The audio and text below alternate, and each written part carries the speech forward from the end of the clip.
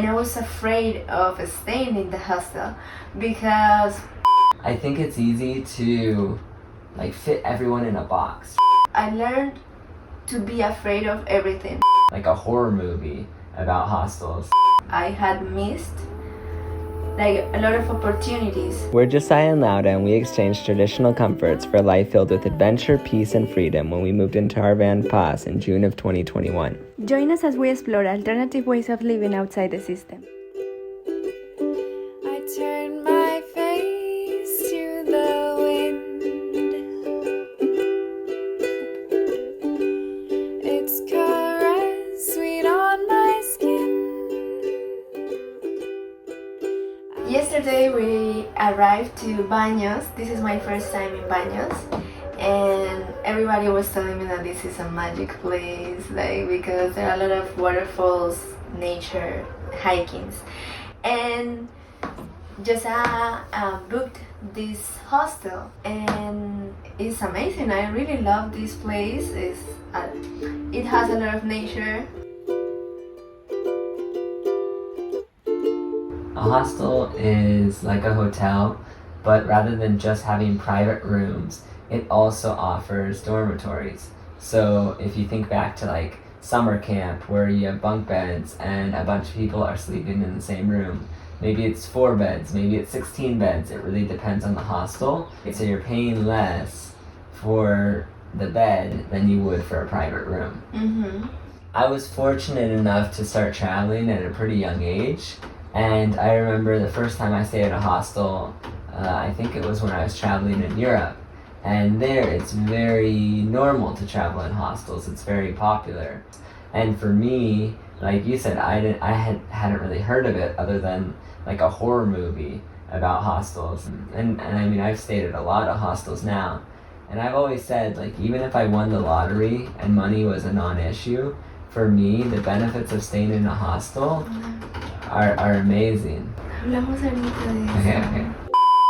Okay. Well, in my case, I don't have much experience in hostels. The first time I remember it was in Medellin with my aunt, and I was afraid of staying in the hostel because in Colombia I learned to be afraid of everything. I learned to be afraid of going out by myself, going out late at night, or even talking to strangers, my family or people close to me, they told me don't trust everybody, and the context of my background is being afraid of everything, right? Yeah.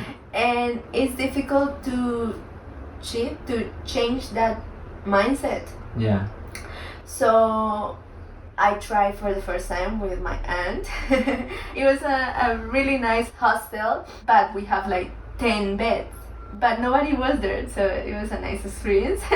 Then I continued doing it, travel in hostels because it's cheaper, and also you learn to be open to the experiences and to open to other cultures and other people. It's amazing. You can connect with a lot of people from everywhere. All my experiences have been good up until now. We are at the 7 waterfalls here in Baños. We're lucky enough that our hostel is really close, so we had to hike for 10 minutes maybe. Yeah. You're gonna swim? You already swam. A lot of people will tell us that we're crazy for living in a van because it's such a small space. And my response is always, well, we're never really in the van except for when we're sleeping and when we're cooking. And I think that's similar to my experience in hostels. You are traveling, so you're trying to experience the culture, the country, meet people, and you're busy. You're doing all sorts of different things. And so for me, the difference between someone that gets a private room at a hostel and the person that gets a dorm at a hostel really is just where they're sleeping.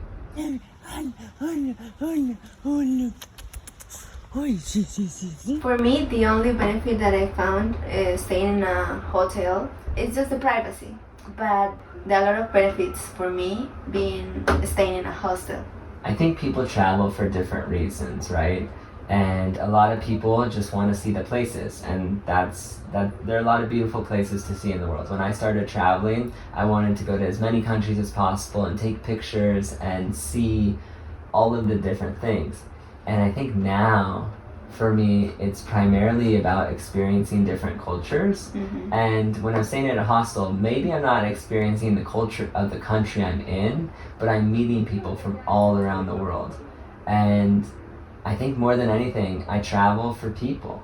I travel to have meaningful connections with people from around the world and learn from their experiences, from their cultures, from their lives. I mean, just last night we got into this hostel and we dropped our bags off in our dorm and we met this girl from Spain. She's 19 years old, traveling the world by herself, and we had like 2 hours conversation. Yeah. It was amazing. She's pretty nice.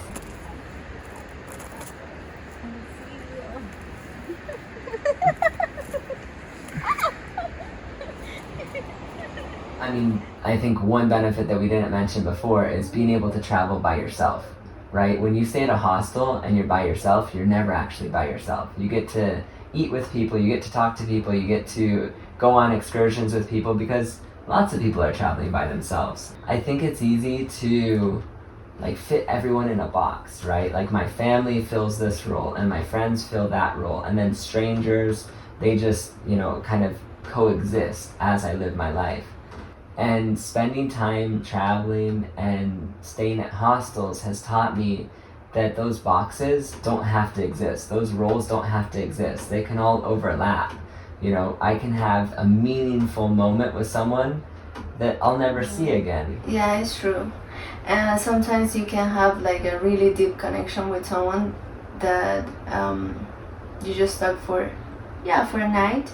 My best friends, for example, sometimes we take different paths, and it's difficult for me to understand that we are not gonna talk, but learning to connect with who's there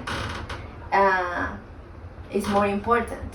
And I'm sure I'm gonna see my friends and enjoy, really fully enjoy the time with them, but I don't need to talk to them all the time, right? Because I want to be in the present, and my present is the people who I'm with.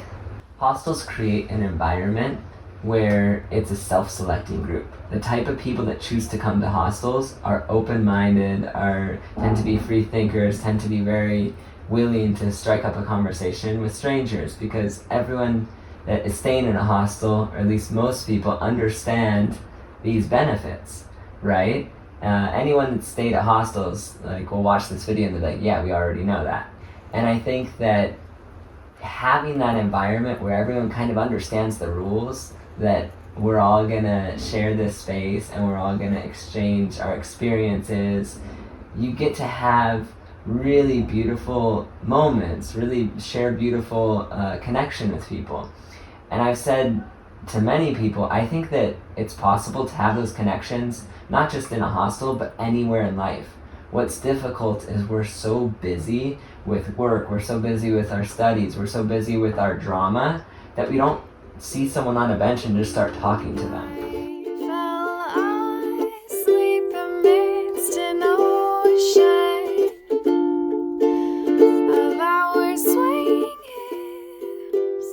I used to be the kind of person that I was afraid of talking to strangers and make connection with other people. First of all, because I was shy, and also because that's what I learned from early years, that don't trust people. But when I overcome my fear, I started having beautiful experiences, and I started meeting amazing people that maybe I couldn't meet before because I was closed in my small private world, right?